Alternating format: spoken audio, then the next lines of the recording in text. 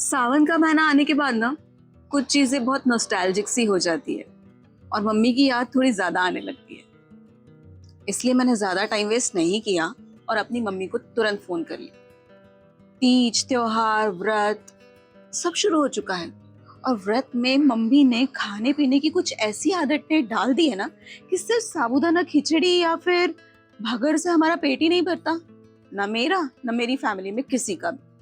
इसलिए आज सुबह सबसे पहले मम्मी को फोन करके मम्मी की स्पेशल रेसिपी यानी आलू का कीस सीख लिया है। और मम्मी की रेसिपी बना रही हूँ और मम्मी की दी हुई चीज को वैल्यू ना करूं, ऐसा तो हो ही नहीं सकता। इसलिए मैंने तुरंत पहन ली है ये ड्रेस, जो कि है कान्हा क्रिएशन की तरफ से प्योर कोटा डोडिया की बनी हुई। आप देख सकते हैं कितनी प्यारी ड्रेस है ये, बहुत ही कंफर्टेबल, बहुत ही ब्रीदी। और उसका कलर, ओ माय गॉड, इतना प्यारा कलर है और बहुत सॉफ्ट फैब्रिक है, बहुत अच्छा लगा। तो मम्मी और नजदीक है ऐसा लग गया और मम्मी को मैंने तुरंत फोन करके बात भी कर ली और फोटोज भी भेज दिए अपनी। आप ऐसा ही करते हैं ना? चलिए तो हम आगे बढ़ते हैं हमारी रेसिपी की तरफ। उससे पहले आप सबका स्वागत है मेरे चैनल यानी आर्टिस्टिक स्नेहल मंदार में। आपको अगर मेरे वीडियोस अच्छे लग रहे हैं ना तो प्लीज मुझे कमेंट करके बताइए, क्योंकि आपके कमेंट्स मेरे लिए बहुत मायने रखते हैं। और हाँ, ये सारे वीडियोस अपने दोस्तों के साथ में, अपनी फैमिली के साथ में शेयर भी जरूर कीजिए। जिन लोगों ने सब्सक्राइब कर लिया है तो अच्छी बात है, बेल आइकन को दबा दीजिए। और नहीं किया है तो भाई क्या सोच रहे हैं, जल्दी से मुझे सब्सक्राइब कीजिए। मेरे चैनल को सब्सक्राइब कीजिए। चलिए हम बढ़ते हैं रेसिपी की ओर। तो अब हम आ गए हैं हमारी किचन की ओर और मैं आपको बताने वाली हूँ आलू का कीस बनाने के लिए किन किन इंग्रेडिएंट्स की जरूरत पड़ती है। आइए। तो यहाँ मैंने सबसे पहले ये ले लिए हैं आलू। इसे अच्छे से कीस लिया है और नॉर्मल पानी से धो के भिगो के रखा हुआ है। भिगोया इसलिए है ताकि इसका पूरा स्टार्च निकल जाए। हम इस पानी को पूरी तरीके से निकाल देंगे बाद में। इसके बाद में इसमें लगेगा जीरा, धनिया, मिर्ची, नमक, तेल और ये इस डिब्बे में है खास चीज, ये है सींग दाने। इन्हें हमने अच्छे से भून लिया है, उसके छिलके उतार लिए हैं और उसका इस तरीके से पाउडर बना लिया है, थोड़ा सा दरदरा सा। ठीक है, ये मेन इंग्रेडिएंट है। तो चलिए आगे बढ़ते हैं रेसिपी की ओर और देखते हैं कि ये कैसे बनने वाली है। चलिए। कि मैंने कहा था कि हम इस आलू में से पूरा पानी निकाल लेंगे, तो ये मैंने निकाल लिया है पूरा पानी और इसे हम वापस इसी में रख लेते हैं ताकि जितना भी पानी बचा होगा वो भी अच्छे से निकल जाएगा। तो चलिए स्टार्ट करते हैं आलू का कीस बनाना। सबसे पहले मैंने पैन को गैस पे चढ़ा दिया, गैस ऑन कर दिया और गैस अभी मैंने हाई फ्लेम पे रखा है ताकि पैन जल्दी से गर्म हो जाए। इसी के साथ हम इसमें डालेंगे तकरीबन 2 चम्मच तेल। मेरी मम्मी वर्किंग पेरेंट थी और उसके पास में इतना समय नहीं होता था कि वो पहले सारी चीज़ों की तैयारी लगाए और फिर खाना बनाए। तो खाना बनाते बनाते ही तैयारी की जाती थी, इससे बहुत ज़्यादा समय बच जाता था और वो कुछ इस तरीके से ही कुकिंग करती है अभी भी। तो हम खाना बनाते बनाते ही चॉपिंग कटिंग भी करने वाले हैं ताकि हमारा समय बचे। सो ये मैंने जो मिर्चियां हैं उसको लंबा लंबा कट कर लिया है इस तरीके से। साथ ही कटिंग चल ही रही है तो धनिया भी कट कर लेती हूँ, जबकि ये बाद में लगने वाला है, पर कटिंग अभी कर लेते हैं जब तक हमारा तेल गर्म हो रहा है।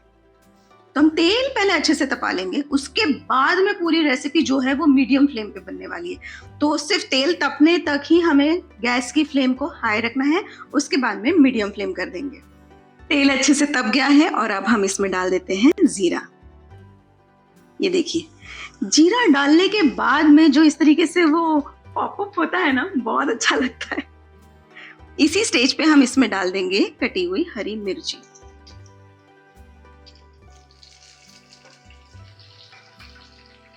मिर्ची को अच्छे से भून लेंगे और अब इसमें जाएंगे ये आलू। इसे हम अच्छे से मिला लेंगे। पानी बिल्कुल भी नहीं रहना चाहिए। अब हम इसके ऊपर लगा देंगे लिड। ओके, ये जो मिर्ची है ये मैं साइड में रखने वाली हूँ क्योंकि मेरे बेटे को साइड में मिर्ची खाना अच्छा लगता है, तो इस मिर्ची को हम बाद में यूज करेंगे। इसे अच्छे से पकने देंगे कम से कम 3 से 4 मिनट तक। जब तक मेरे आलू पक रहे हैं तब तक मैं आपके साथ में एक चीज शेयर करना चाहती हूँ। श्रावण का महीना है, सोमवार के व्रत शुरू है।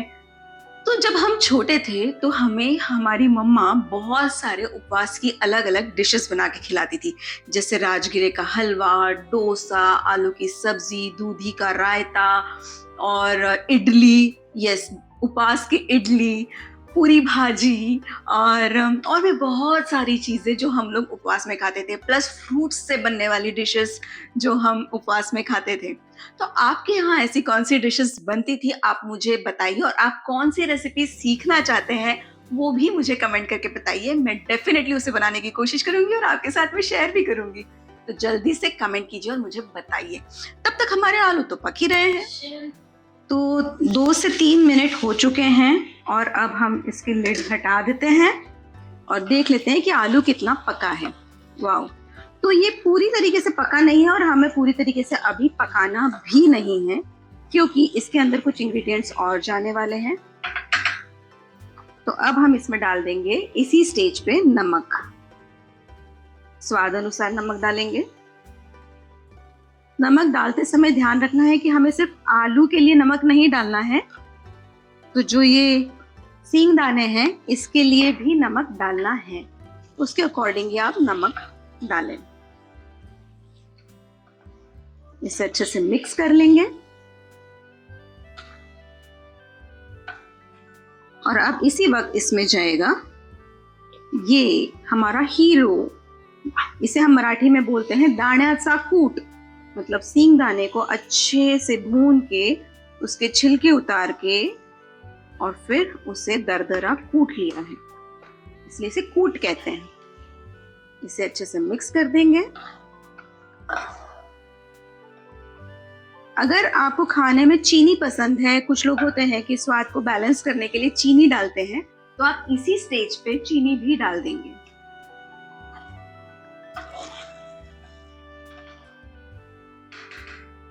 इसे हम फिर से लिड लगाकर कम से कम 2 मिनट और पकाएंगे। 2 मिनट तक हमने इसे पकाया है। अब हम इसे एक बार फिर से खोलेंगे और इसके अंदर इस वाली स्टेज पर डाल देंगे हम धनिया। अच्छे से धनिया डाल देंगे और फिर से मिक्स करेंगे। इसे मिक्स करके फिर से थोड़ा सा पकाना है, हल्का सा धनिया पकाना है, इसलिए कि पके हुए धनिया का स्वाद थोड़ा अलग आता है और कच्चे धनिया का स्वाद थोड़ा अलग आता है। तो इसमें 2 तरीके से धनिया डलता है। इसे हम अच्छे से मिक्स करके अब ओपन ही पकाना है। आलू हमारा देखिए, आप इस तरीके से हाथ लगा के चेक कर सकते हैं, आलू अच्छे से पक चुका है। तो हम इसे थोड़ी सी देर और पकाएंगे।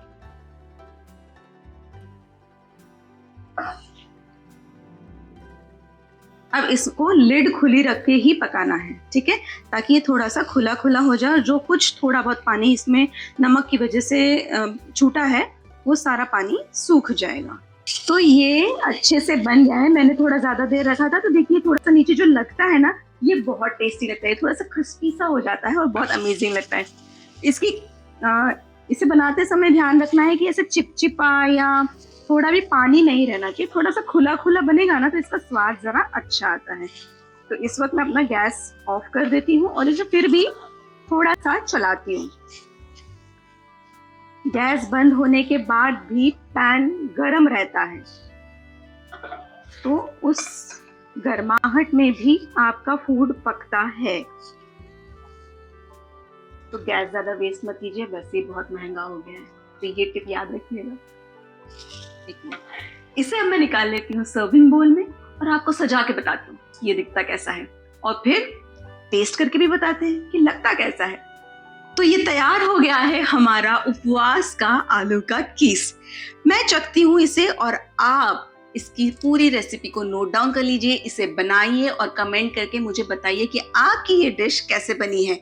मेरे चैनल को सब्सक्राइब कीजिए और मुझे बताइए कि आपको मेरे वीडियोस कैसे लग रहे हैं। तब तक मैं खाती हूँ आलू का कीस और आप स्वस्थ रहिए, मस्त रहिए, अगले एपिसोड तक मेरे साथ में बने रहिए। तब तक के लिए टाटा।